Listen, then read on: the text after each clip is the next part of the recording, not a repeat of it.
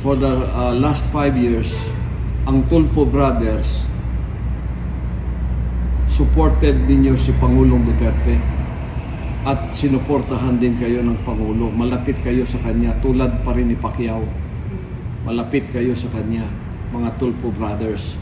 Kaya sumikat kayo kasi malapit kayo sa kanya. Kaya yung DDS, solid vote niya, support na support sa inyo.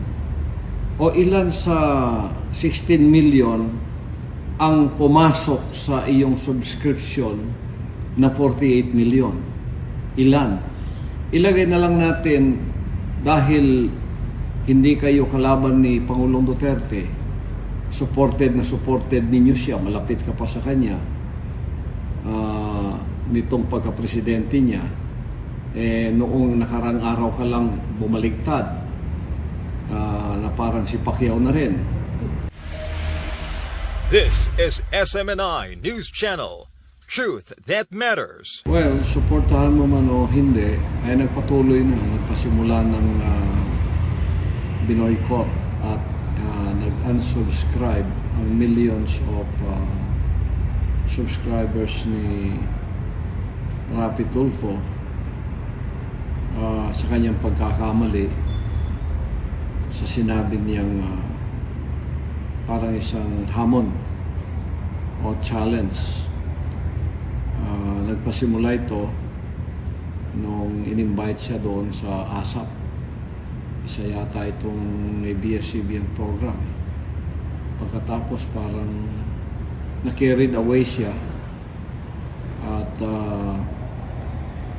nagkaroon siya ng idea na mas lalakas ang kanyang support sa subscribers kung magsasanib puwersa siya sa pinasalamatan niyang programa na yon. Kaya nung nasa kanyang sariling programa siya, ayun ang sinabi niya, marami kayong nalulungkot yan sa ABS, pero huwag kayong mag-alala sapagkat binilang pa nga niya diba? 8 buwan o 10 buwan, sapagkat 10,000 daw yung nawalan ng trabaho, nalulungkot, babalik na masaya. Pagkatapos, dinugtungan pa niya yon ng pinagsanib na pwersa ng kanyang Facebook ata at Instagram o YouTube na naging 42 million at parang ginawa pang 50 million versus 16 million. Nung sinabi niya yon, putok ang bulkan. The magma of dissent against him went flowing down, unabated na. So, na-offend ang mga solid na supporters ni President Rodrigo Roa Duterte sapagkat parang ipinagyabang ni Rapi Tulfo, nag-insinuate siya na parang tatakbo siya either Vice President at babanggain yung 16 million against sa kanyang 48 to 50 million subscribers. Ang hindi niya nalalaman, ito ang opinion ko dito. Ang 16 million ni Pangulong Duterte ikipananalo niya bilang presidente ay solid voters yun. Solid vote yun. Bawat isa doon, solid vote yun. Numbering 16 million. Plus pa yung nadaya sa kanya about 3 million. Yung hindi nabilang. Kasi dinaya siya. Kasi kung 1 million lang ang lamang ni Pangulong Duterte, talo siya. Mga 3 million ang nadaya sa kanya, pero hindi pa rin kaya. So maging 19 million yan kung tutusin. At sobra pa. Ilagay mo na lang sa kanyang pagkapangulo ngayon, lalong dumami yan. Naging 20 million na yan. Hindi lang 16 million yan. Sobra pa sa 20 million yan. Ilagay na lang natin sa 16 million. voters. Solid vote yun. Babanggain mo yon sa yung sinabi mong 48 million subscribers. Ilan ang voting people diyan? Ilan sa 48 million mo ang bumoboto? Okay? Ilan diyan ang boboto sa iyo kung tatakbo ka? Yan ang dapat mong isipin. At ito pa, ang pangalawa, ilan sa 48 million na yan ang DDS na kumampi sa iyo dahil for the last 5 years, ang Tulfo Brothers supported ninyo si Pangulong Duterte at sinuportahan din kayo ng Pangulo. Malapit kayo sa kanya, tulad pa rin ni Pacquiao. Malapit kayo sa kanya, mga Tulfo Brothers. Kaya sumikat kayo kasi malapit kayo sa kanya. Kaya yung DDS, solid vote niya, support na support sa inyo.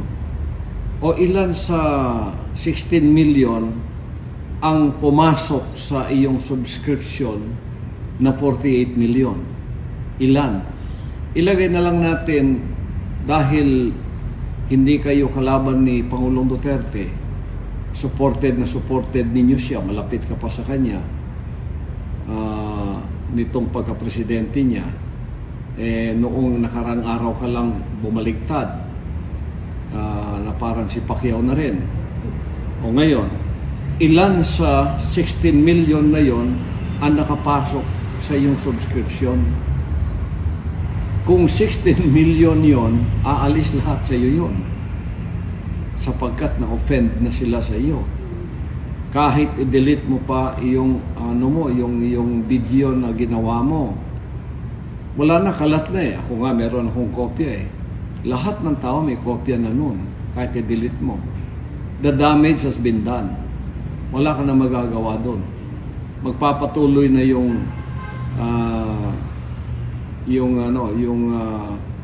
landslide ng pagkawala sa iyo ng mga subscribers mo na puro mga DDS.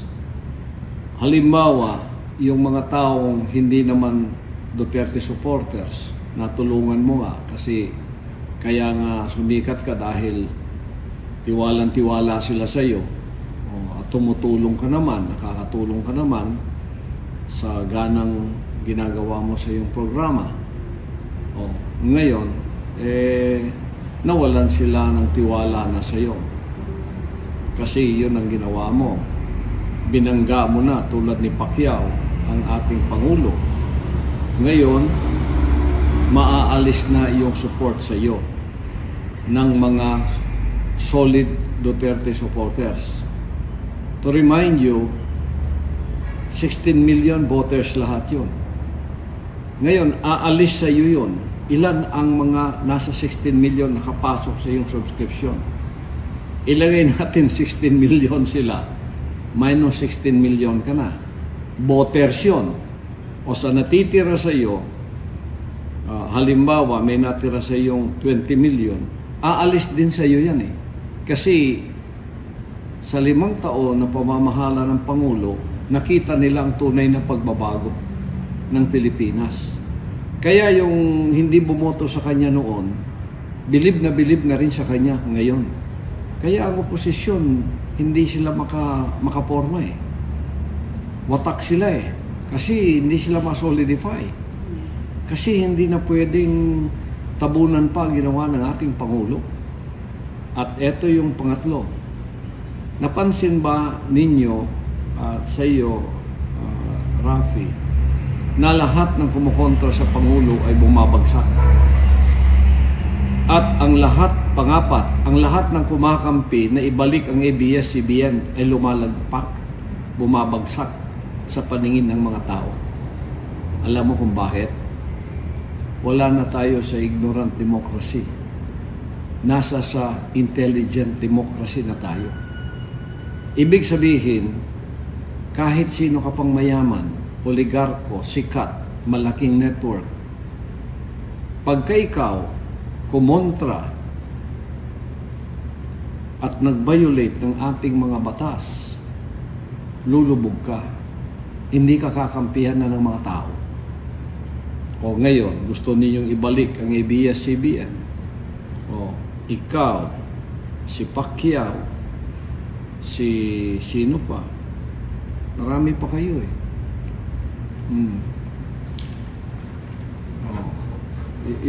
Pagsalita ka na eh, ibabalik ang ABS, ikaw, si Pacquiao, si Isko, at sino pa riyan.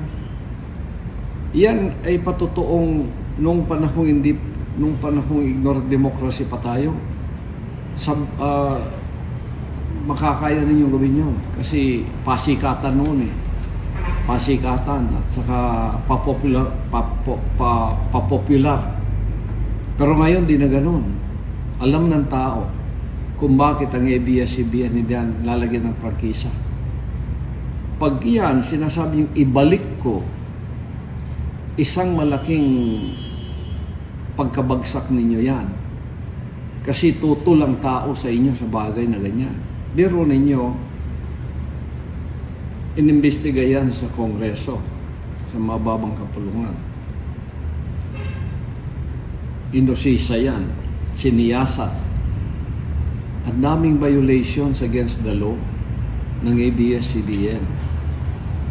Nandun yung mga taga pagtanggol nila, presidente nila, CEO nila, in-interview, lahat. Pero ninyo yung mga congressmen na botong-boto sa ABS, bumaligtad lahat dahil nakita nila ang mga violations ng ABS-CBN. Totoong-totoo pala, lalong na sa taxes at di pa pang mga bagay. Kaya bumoto sila against. Tapos, kayo, dahil sikat kayo sa social media, tulad mo, si Pacquiao, sikat siya dahil boxer siya. O si Isko, sikat siya kuno dahil mayor siya ng Manila. Ganon-ganon. Tapos ang una ninyong sinasabi, ibabalik ang ABS-CBN. Doon kayo lulubog. Doon, nakikita ng taong bayan dyan, titiklop kayo sa mga mayayaman. Hindi kayo katulad ng ating Pangulong Duterte. Kinalaban niya yan eh. Kahit nung hindi pa siya presidente, napakalakas na giant network yan. Sa kanilang pagmamayabang eh. Pag sinuportihan nila isang tao, magiging Pangulo siya. Dahil malakas ang hatak nila sa masa. Nawala na yun. Wala na. Ang tao ngayon, mulat na. Hindi na katulad noon. So, yun ang pagkakamaling nagawa mo. Mahirap nang ibalik yun. The damage has been done. And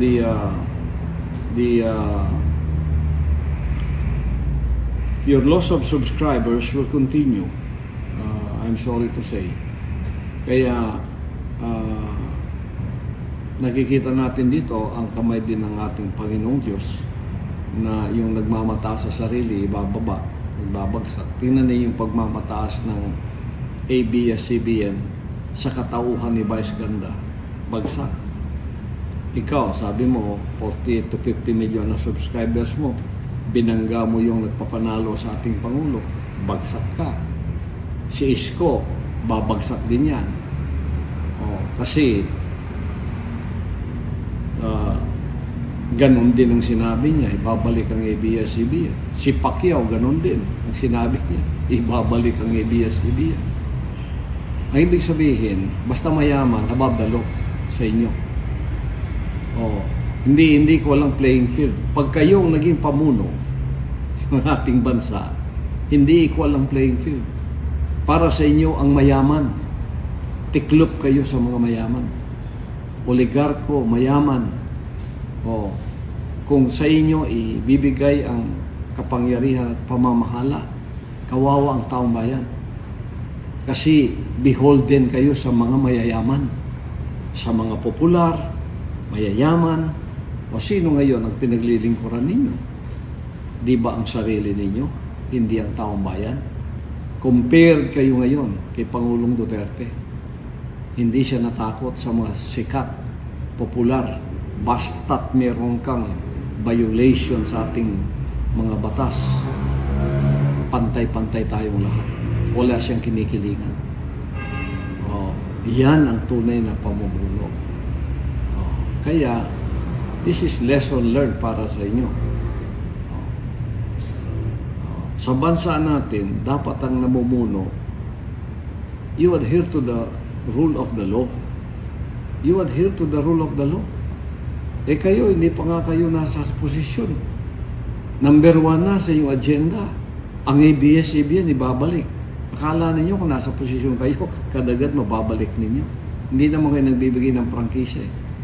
Ang Kongreso ang nagbibigay ng prangkisa. Dadaan din yan doon. O pag-uusapan din yan doon. Sasalungatin din yan ang mga magigiting na mga lawmakers natin na tulad ni na hindi tumitiklop na sina Marcoleta, ni na Defensor at iba pa. Hindi ka agad-agad na mangangako kayo. Doon lang nakita na kayo ang pagkiling ninyo o ang inyong paghilig sa mga mayayaman. Tapos sasabihin nyo, ang aking ginagawa para sa bayan. Ang aking agenda ay para sa mga mahihirap at sa mga mamamayan. Pero tingnan ninyo, it is in contrast of what you're doing. So, malaking blunder ang nagawa mo, malaking pagkakamali kung anong nasa loobin mo. Pero ito'y pinahayag din para makita na ikaw, maganda ka sa programa mo, tumulong ka na lang. Pero maging isang opisyal ng ating pamahalaan na merong tibay, tapang upang ipatupad ang batas, wala kayo sa kalidad na ganyan. Wala kayo sa kalidad na ganyan. Ikaw, si Pacquiao, si Isko, at iba pang ibig kagad-agad ibalik ang ABS. Ito'y naging batayan ngayon kung sino talaga ang tatayo para sa Pilipino. Batas ang pag-uusapan, the rule of law. Namutawi naman sa mga bibig ninyo. Para sa inyo, ang mayaman, above the law. Kaming mga mahihirap, pagka nagkamali, pitik agad. Pero mayaman, kahit na daming mga taxes na babayaran, okay lang sa inyo. Yan ang paningin ng ating pamayanan ngayon sa inyo. Hindi nyo mababawi yun. Kahit magbagandang loob pa kayo, kahit magsabi pa kayo, supported ko si Pangulong Duterte, wala na maniniwala kasi ang saloobin ninyo, totoong puso ninyo, lumabas na. Yun ang masasabi ko dyan. So, ito isang pamantayan kung sino talaga ang dapat na tumakbo, mamuno, at magkaroon ng posisyon sa ating pamahalaan na totoong mahal ang bayan, hindi ang bayaman. Salamat. Subscribe to SMNI News Channel and turn on notification button for more news updates.